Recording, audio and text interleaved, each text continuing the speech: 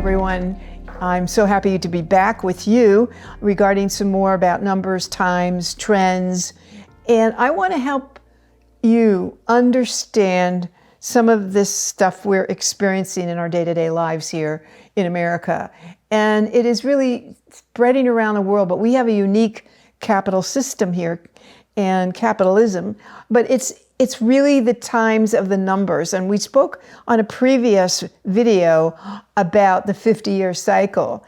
And I want to bring that home to you that every 50 years, America goes through a big, big transition. And I said in that video that we are winding up this whole period that started in 1980 with the beginning of the Reagan era. And that is closing now. And we're in the final few years of the 50-year cycle. We still have 6 more years to go. So what you can expect is sort of tumultuous changes going forward. And we have to allow them to take place so that we can have this new beginning, new life beginning in 2030. So do not lose heart. However, I want to explain from the other previous 10 years before the new cycle began, which were the 70s, and that was 10 years before that brand new cycle of the Reagan era began in 1980. And for those who do not know about the 70s, they were extremely tumultuous. Let me just say a few things about them. We had an oil embargo, and we had to ration oil, and cars could get oil every other day, depending on your license plate. Every odd or even license plate number. That's when you could get gas that day. So the gas was not available. The prices went up. This is what started our own domestic oil boom afterwards because of what we went through in the 70s. We also had the imprisonment of Americans. We had hostages in Iran, and it wasn't until 1980 when they were released. We had women marching for rights. We had women's rights, burn your bras. We had big divorce laws, free living, free spirit, free whatever. And this tumultuous business, including the ending of the Vietnam War in 1975 and the prior protests and marches. And remember, never really get the National Guard involved when they have done that. It's been a disaster. And the 2 incidences when this did occur, the most recent was Kent State, where they killed 4 students, and they also injured 11 others by the National Guard. And so these things all happened in the 70s, but people who are alive today really don't remember them that well, or you had to be much older to remember them. But I remember them, and I remember these incidences, and you have to live through it. And that is of a different ilk, but where the same directional force is going on now in America. So we see protests, we see crazy economic figures. Another thing that's misleading is that we have, quote, very low unemployment, but all the rise in new jobs are basically jobs that are part-time. So there's a huge rise in part-time jobs. So many of our population who are workers between a certain age group are really working 2 jobs, 2 part-time jobs, maybe 3 jobs. So yeah, they're all employed, but not in 1 job. And so that's a huge difference, and why you're seeing a lot of complaints about the economics of the country. The economy is the number 1 problem before abortion or before immigration. The economy, because people don't feel rich. There is, of course, a certain element in our society that does feel comfortable, and they'll be comfortable no matter what. However, there's a big chunk of the population that isn't, quote, gainfully employed, whatever that means. It's not having 1 job where they get all the benefits, etc. And the prices of goods and now services have risen higher than the wages. And because we've had inflation going on for a number of years, and this trend was starting approximately 20 years ago. It got exacerbated by COVID. And now you're seeing it in living color, all the issues and the problems and the institutional breakdown. This is all normal.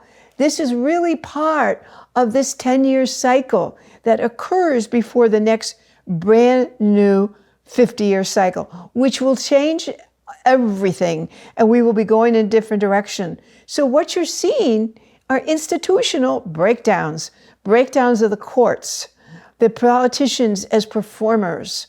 You're seeing on and on all your big, sectors of the economy ruled by about 4 major big companies, 4 banks, 4 airlines, 4 hospital ownership, all that kind of stuff. It goes right across the board. So these things, no term limits in the federal judiciary or the Supreme Court or the Congress, no term limits.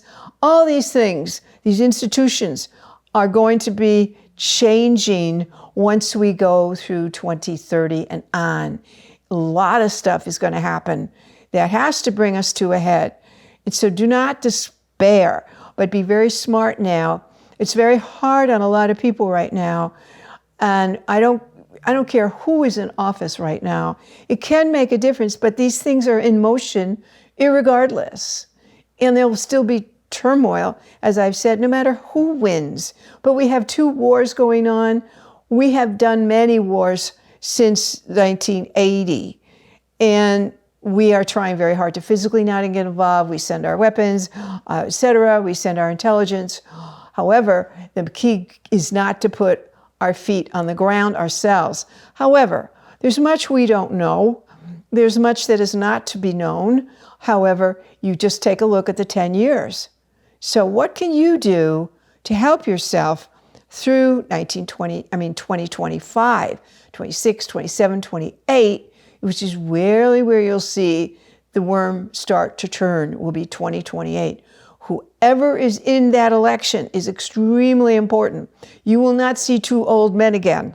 This is part of this old era ending. And one is the government role ending, and the other is the corporate role ending. So we have 2 old representatives of those 2 sectors.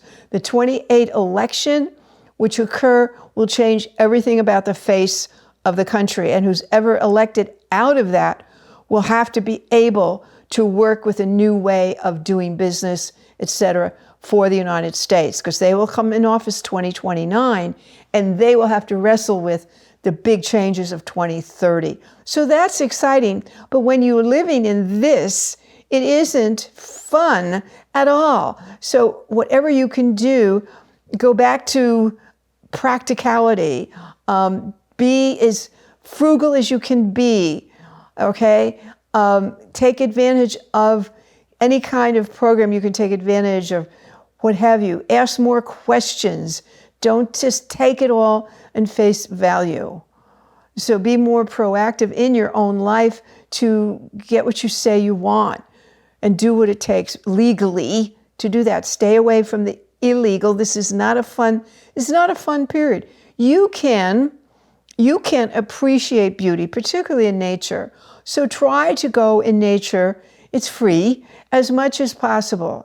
Walk down the street. If you have to drive to an area that's beautiful, go do it. Take the bus if you have to, even if you have a car. Okay? I'm in LA. Yay, go Dodger Blue, go Dodger Blue. And we have finally supported a bus service, a subway service, and the rest, but because the distances are so far. Sometimes you will be taking public transportation again. Sometimes you will be hanging your clothes on the clothesline instead of in the dryer. It gets to be kind of like World War II in a way, if you go back to where we were frugal, because the United States is born on a 4-day. What is a 4? It's practical, very practical. Okay, very sensible. Remember that. You're going to be practical. You're going to be sensible. You're going to say to your kids no sometimes. You're going to have to. And no, they can't do that or this, et cetera, et cetera. You're going to be smart. You're going to be wise. That's what's going to be required going forward. Make really wise choices. How can I say this enough? Make wise choices. Stop and think about what you're going to do before you do it. Think about it. Make wise choices and take care of your health. So these things will help you get through. And I will continue on this march of the next 6 years, okay? Pay attention. And don't believe everything you read at all. Do not believe it. There's so much more going on than we realize. Again, thank you for, next time I hope I have some cheerful news. But we need to look at this in the face, okay? We need to look at this in the face and say, this is probably what's going on. I certainly can go through that. I know what I'm doing. I'm making wise choices. Thanks for listening. See you next time. You know, one of the things that I get a lot of comments about is going over their own personal name and date of birth and timing and personal year and all that. So I wanted to suggest to you, if not with me, with someone else, to please get a private session.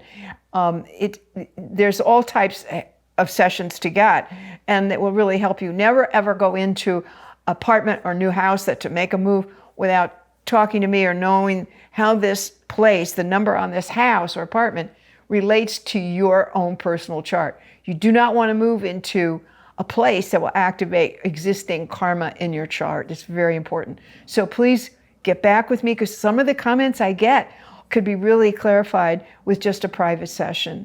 So I look forward to talking with you. Please send your questions. They're always welcome. Thank you.